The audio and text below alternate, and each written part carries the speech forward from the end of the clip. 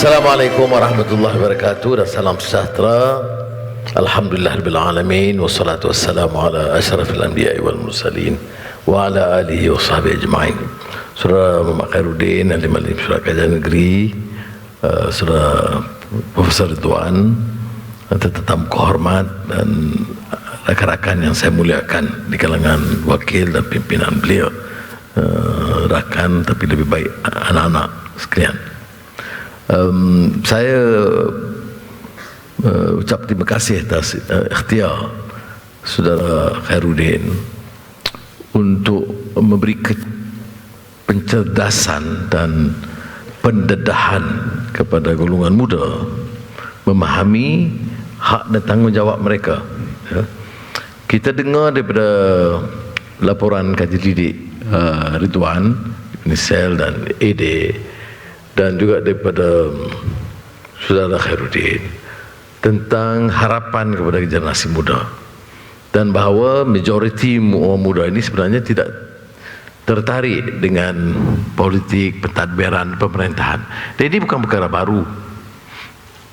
Dari zaman Socrates sampai kenyataan Edmund Burke, sampailah kajian-kajian semasa, ya.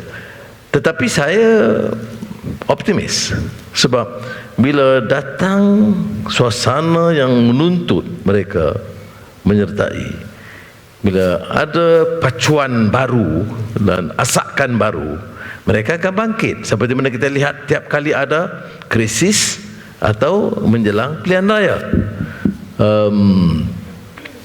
Jadi itu bukan maksud tidak membimbangkan, ya.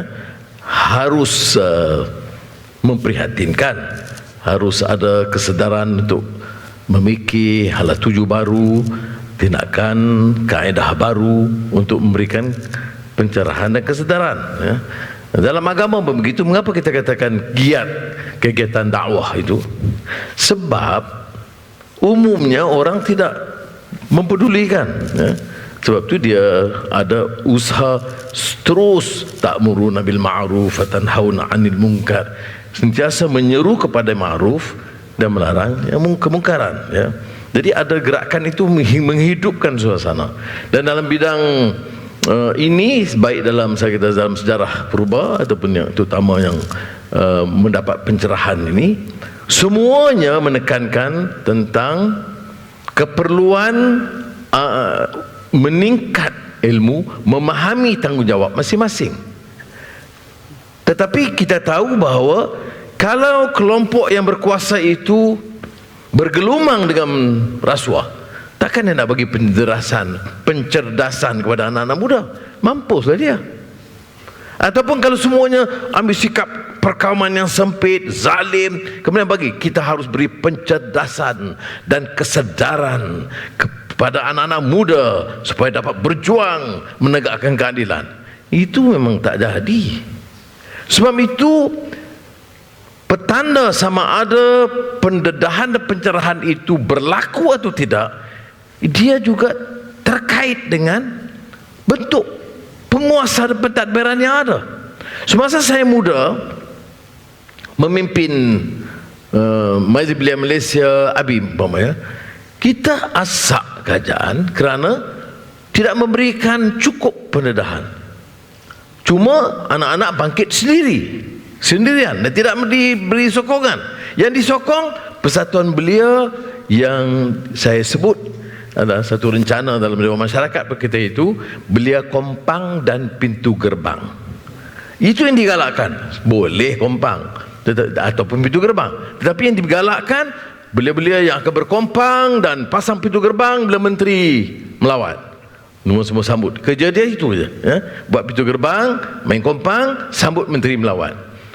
Tetapi tanggungjawab menegakkan kebenaran, menegakkan keadilan, membicara soal pengangguran, latihan kemahiran, itu sedikit sekali, ya.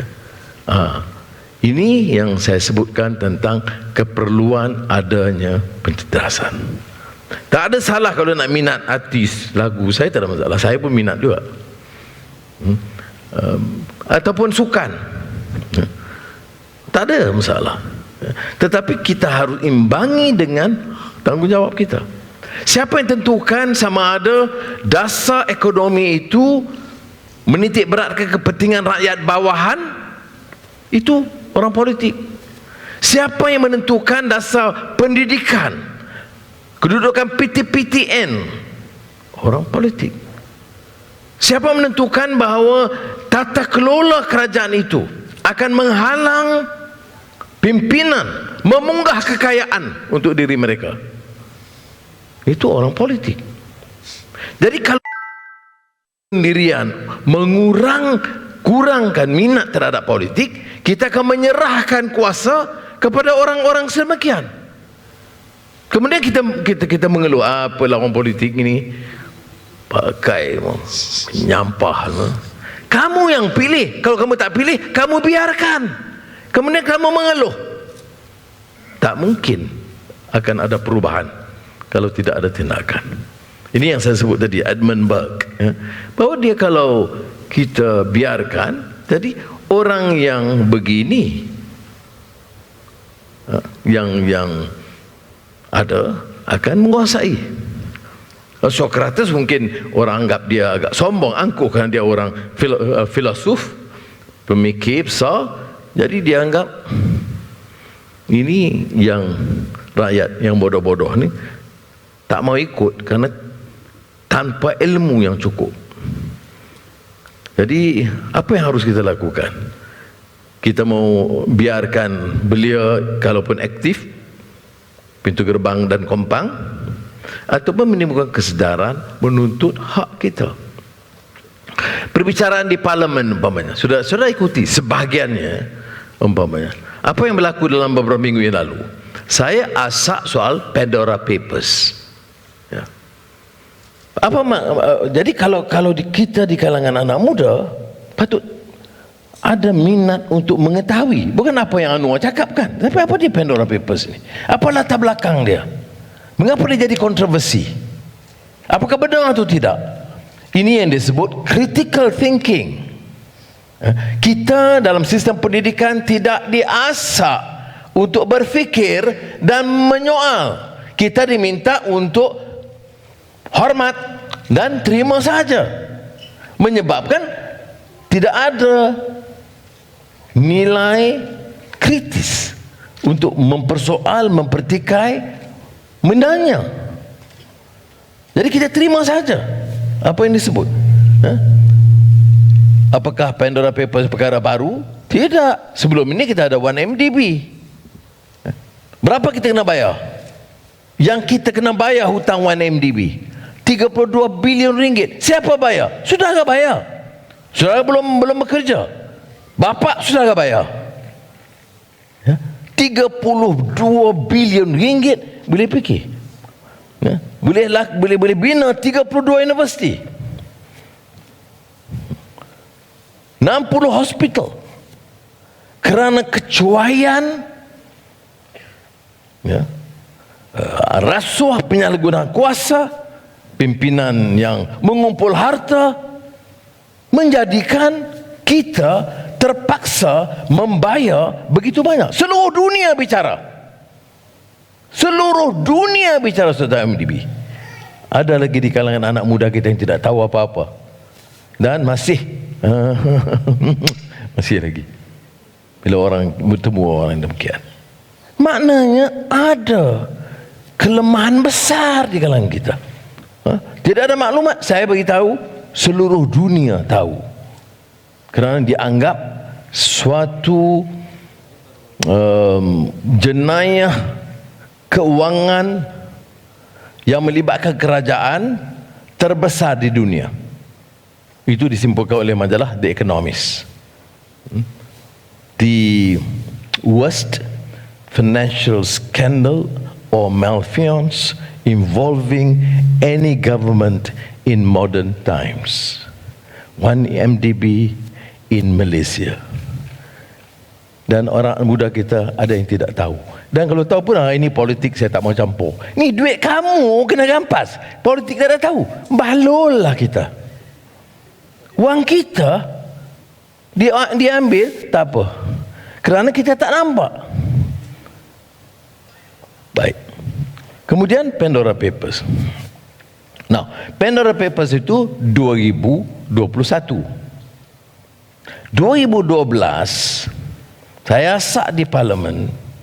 Asak banyak sangat. Dia kata, itulah Anwar, you asak masuk penjara. Saya tak mau asak, saya tak mau masuk penjara. Tak payahlah asak sekuat saya, tapi sekurang-kurangnya mengikuti. Ya, ada orang kata saya minat juga, tapi saya tak nak lah pergi balik Sungai Buloh tu. Ya? Tak perlu. Ya, kalau dah sampai ke tahap berani, okey, alhamdulillah. Tapi aku tak perlu. Saya tidak menganggap semua penyokong ataupun rakyat itu harus punyai keberanian, kesediaan yang sama. Tak perlu. Tetapi harus ada tanpa kecuali keinginan untuk mengetahui masalahnya dan cari jalan penyelesaian sebaiknya. Jadi pada tahun 2012 saya bongkar laporan Global Financial Integrity. Kerana di dalam report itu dia menyebut pengaliran wang dari Malaysia mencecah ratusan bilion ringgit selama 10 tahun atau 8 tahun sebelumnya, sekitar 30-40 bilion. Tapi itu bukan pengaliran keluar biasa. Kalau jawab menteri, itu biasa kita syarikat melabur di Afrika. Betul. Tapi dia tak sebut flows, dia tak sebut financial flows, dia sebut illicit financial flows, pengaliran dana haram. Ini sebab saya kata critical thinking. Kalau sudah baca surat khabar, dia kata apa ni, Ketua Pembangkang ni menyebut tak faham peraturan keuangan, ini hanya pelaburan yang sah dan kita simpan wang di tax haven, pusat wang pesisir di luar, di Cayman Islands ataupun Virgin Islands. Tapi laporan itu menyatakan illicit. Illicit ni maknanya haram, dana haram. Apa dia dana haram? Dia sebut pula tu dana haram. Dari rasuah, dari wang, dari dadah, perdagangan manusia, human trafficking. Dia sebut dari segi deforestation, logging, termasuk illegal logging. Jadi wang itu tak mau disimpan di sini supaya dapat dikesan, maka diambil, dibawa keluar. 1 juta bukan, 10 juta bukan, 100 juta bukan, puluhan bilion ringgit. Dia melibatkan, sekurang-kurangnya report menyebut, setelah kita baca Panama Papers, nama menteri, nama bekas menteri, nama bekas Perdana Menteri, ya, selain pada syarikat-syarikat. Dan kita tak ambil tahu. Saya gasak 3-4 kali suruh debat di Parlimen, tak mau debat.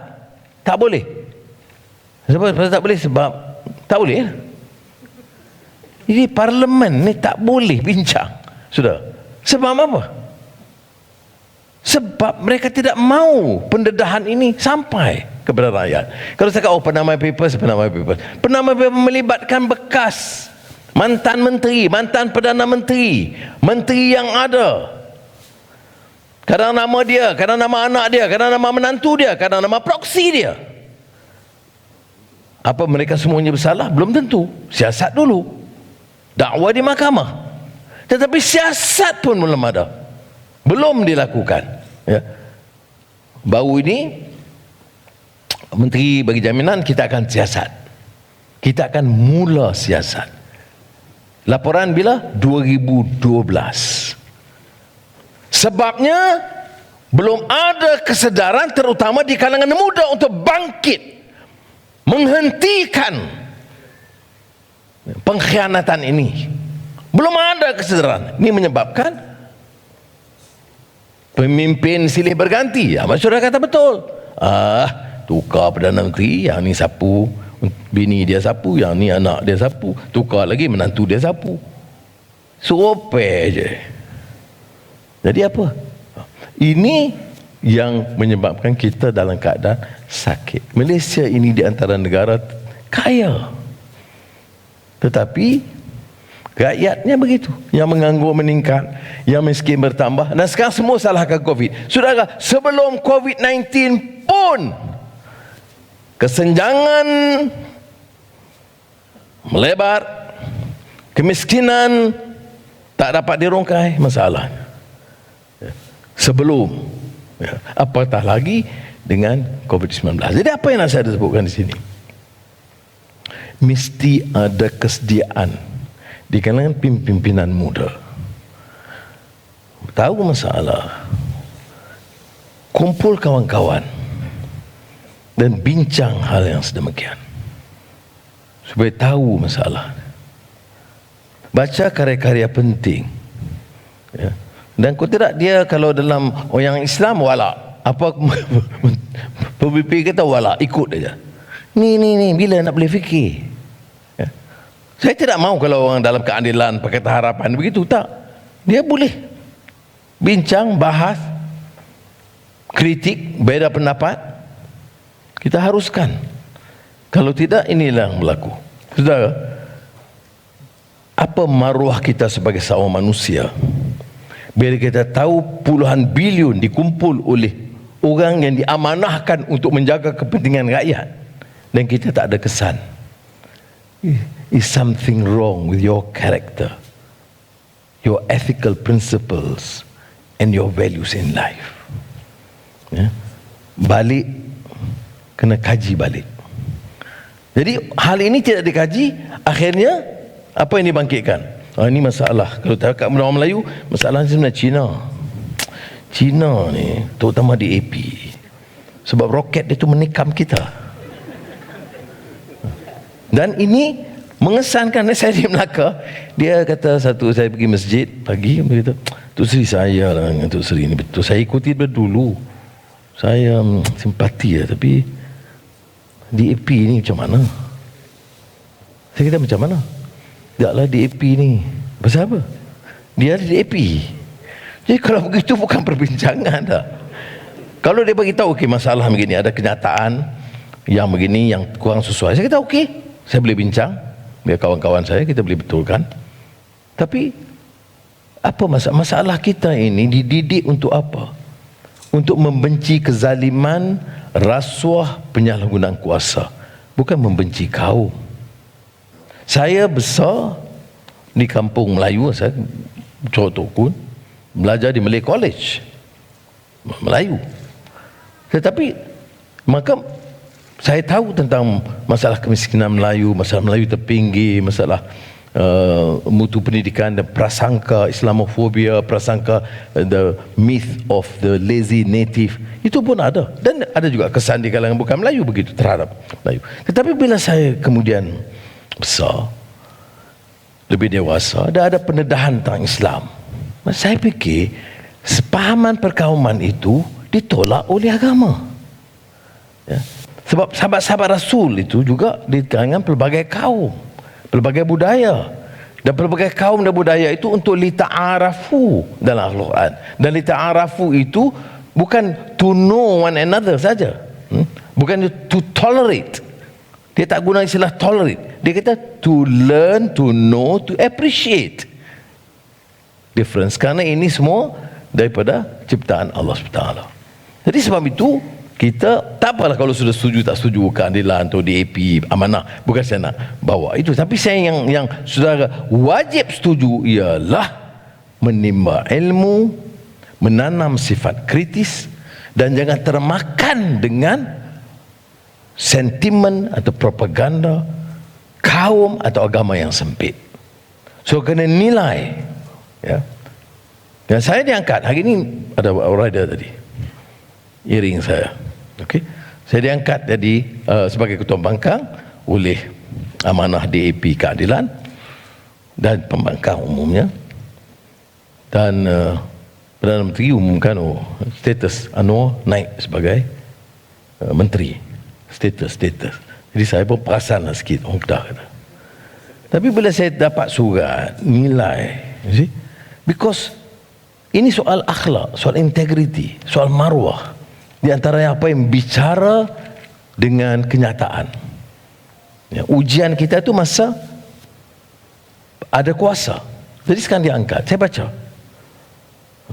Selain daripada yang ahli parlimen, allowance tambahan. Sebagai menteri, 15,000. Allowance kerakyaan, 12,000. Allowance baju musim panas, 4,000. Musim sejuk. Mana musim sejuk? 4,000. Kemudian macam-macam allowance. Kira-kira 32 campur-campur, 40-50,000. Jadi saya jawab kepada Perdana Menteri, saya tak boleh terima. Saya terima pengiktirafan ketua pembangkang, saya terima kemudahan pejabat dan staf, belum lagi cuma di offer letter kepada saya, tapi saya tidak boleh terima jumlah wang yang begitu banyak. Kerana kita kritik tiap penasihat Perdana Menteri RM50,000 sebulan. Menteri all in 60-70 ribu ringgit sebulan. Ya. Sama ada pakai kot, pakai baju Melayu, pakai jubah, serupa je. Bila mari kepentingan, tak ada soal. Ini dalam keadaan orang menganggur, dalam keadaan orang tak ada kerja, dalam susah, miskin, food bank mana-mana. Imagine now many families survive mainly on food banks. Dulu kita kata, oh ini Melayu dengan India. No. Now baru kita buka mata tentang wujudnya, walaupun jumlahnya tak sama Melayu miskin, tapi wujudnya juga kelompok Cina yang miskin. Saya di Port Dickson, saya tengok yang beratur, jarang saya tengok melainkan yang orang Cina yang betul-betul, yang terpinggir betul-betul. Jarang orang Cina datang. Tapi sekarang, that's the reality. Do we help them or don't we? Ya. Apakah kita kata no, saya tanggungjawab saya jaga tengok Melayu dulu, kemudian baru tak, siapa sahaja yang berhak kita tolong. Ini yang katakan kemanusiaan, karamah insaniah yang harus ada. Yang ini saya kata critical thinking. Ya, jadi saudara, sebagai saya bagi contoh tadi, baik 1MDB atau Pandora Papers atau Global Financial Integrity, ya, tak payah too sophisticated, elaborate, tapi pancaran hati nurani kita apa dia? We want truth, we want justice, dan kita ini gerak dari semangat humanity, bukan racism, bukan religious bigotry. Dan kalau ini pendirian kita, then kita boleh kumpul kawan-kawan kita yang muda-muda dan bagi kesedaran itu.